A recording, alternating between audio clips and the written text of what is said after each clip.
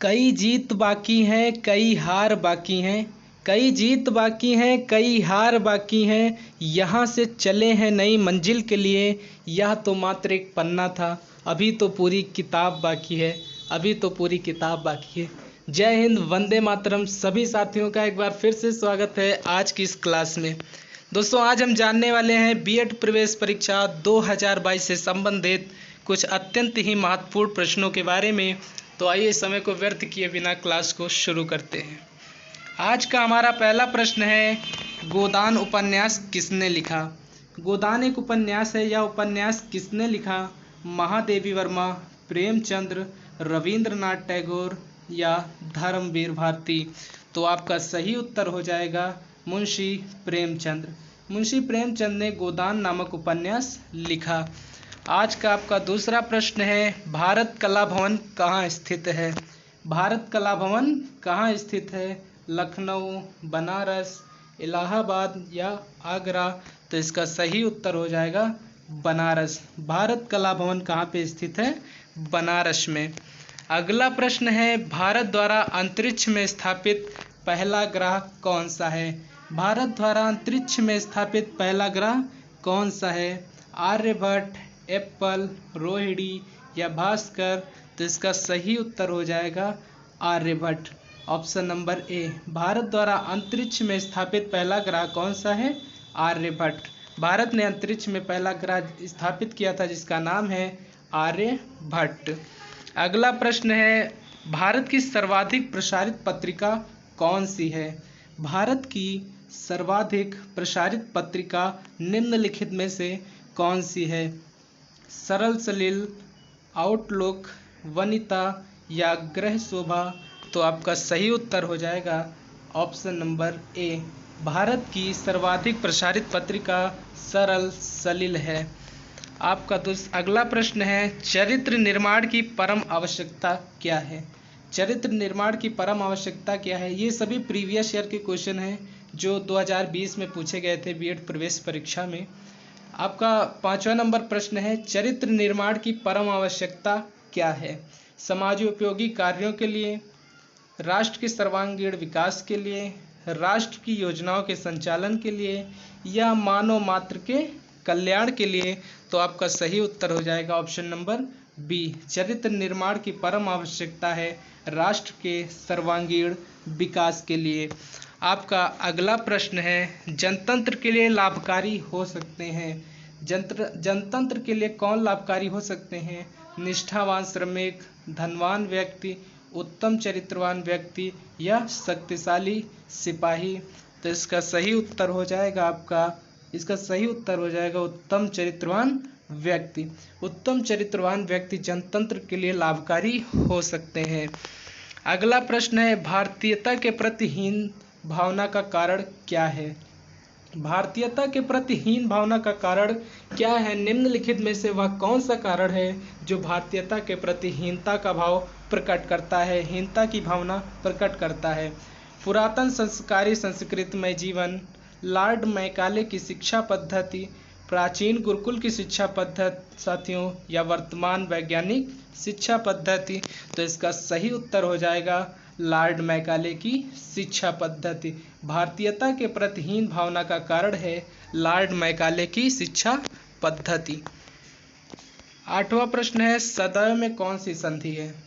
सदैव में कौन सी संधि होती है? स्वर संधि, व्यंजन संधि, यड़ संधि या वृद्धि संधि? तो इसका सही उत्तर हो जाएगा वृद्धि संधि। सदैव में वृद्धि संधि होती है।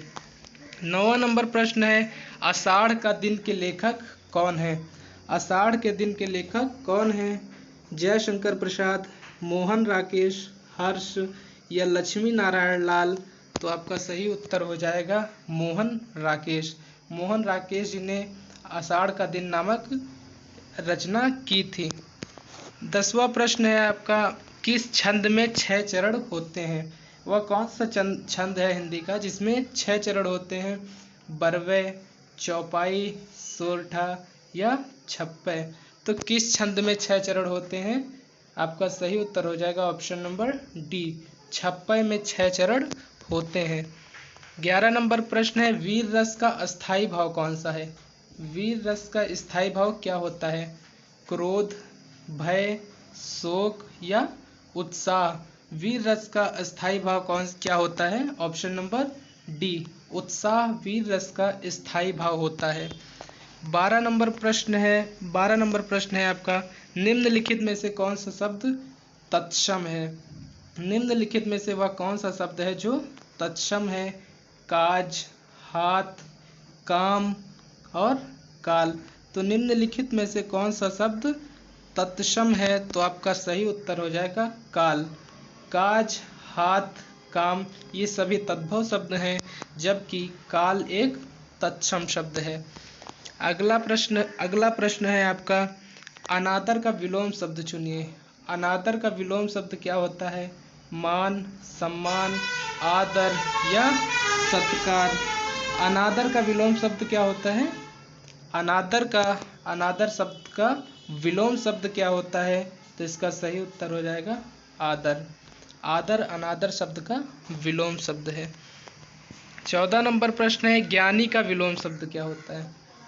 अज्ञानी, अनभिज्ञ, अनिपुण या मूर्ख? ज्ञानी का विलोम शब्द क्या होता है? तो इसका सही उत्तर हो जाएगा ऑप्शन नंबर ए, अज्ञानी ज्ञानी का विलोम शब्द होता है। 15 नंबर प्रश्न साथियों आपका है, सदय का विलोम शब्द क्या है?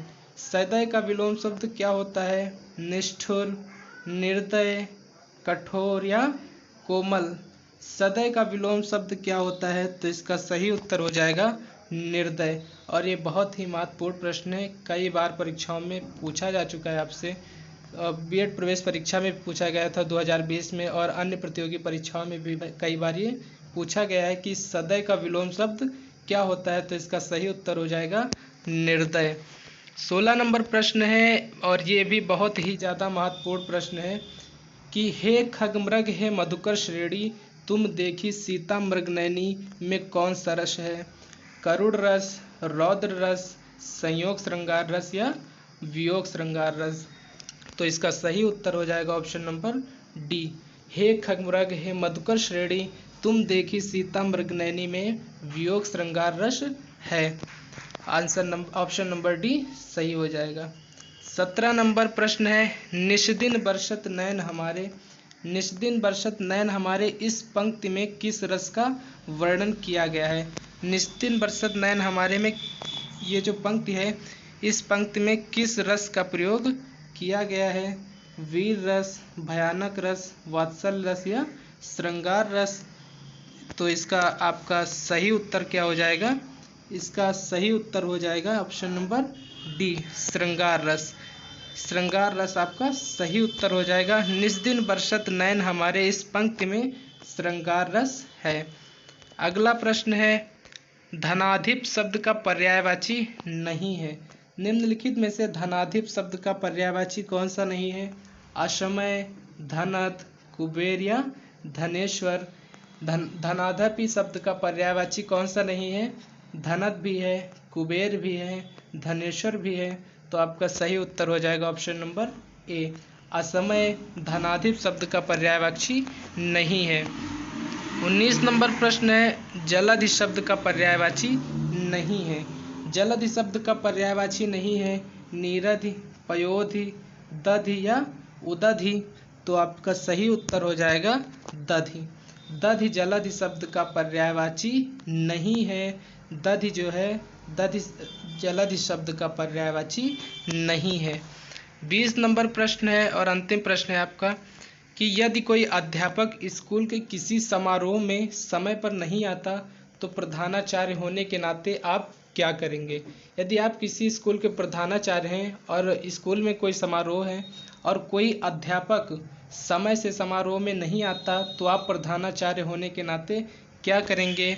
आपके ऑप्शन हैं, आप उससे समारोह के बाद आपसे भेंट करने के लिए कहेंगे, आप इसकी सूचना स्कूल की प्रबंध समिति से करेंगे, आप सबके सामने उसे डांटेंगे, या ऑप्शन नंबर डी है, आप उसे उसकी जिम्मेदारियों के बारे में बताएंगे। तो आपका सही उत्तर हो जाएगा आप उसे उसकी जिम्मेदारियों के बारे में बताएंगे। यदि आप किसी विद्यालय के प्रधानाचार्य हैं और विद्यालय में कोई समारोह है और कोई अध्यापक समारोह में समय पर नहीं आता, तो आप प्रधानाचार्य होने के नाते उसे उसकी जिम्मेदारियों के बारे में बताएंगे। तो दोस्तों, आज की इस वीडियो में फ़िलहाल इतना ही। मिलेंगे एक नई वीडियो के साथ। तब तक के लिए जय हिंद, जय भारत, वंदे मातरम।